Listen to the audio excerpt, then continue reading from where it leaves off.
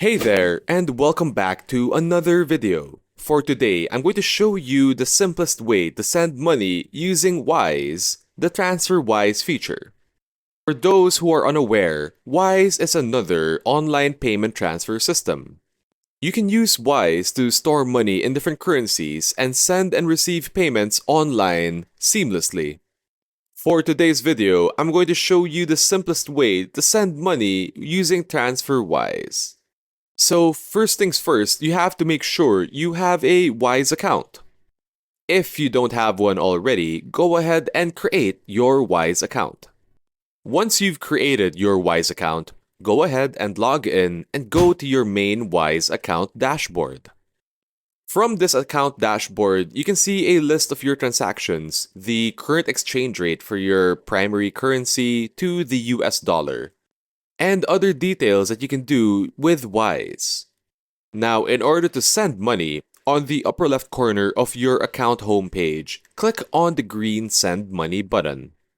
From this page, you can choose whether it's an international or local payment transfer.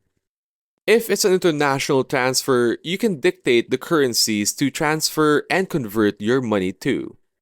Here, we want to send 20 US dollars, but the recipient will receive the money converted into Philippine peso.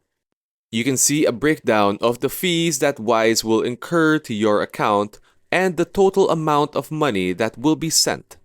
Wise will also give you a time to expect the delivery of payment.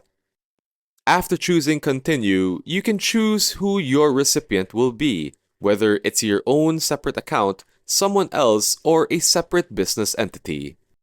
Now, the next few steps are pretty much quite self-explanatory. You'll want to enter the account details of the recipient. Then, you want to verify your identity either through phone or email. Review the details of your payment transfer, and that's really all there is to using Wise to transfer money online. This is a great platform since it automatically sends money and converts it into the currencies that you wish to transfer to. And that's really all we have for today's video. If you have any other questions or inquiries, as usual, feel free to leave them down in a comment below. Like this video if you feel like you learned something new, and subscribe to the channel for more content just like this one. Thanks so much for watching, guys, and we'll see you all in the next one.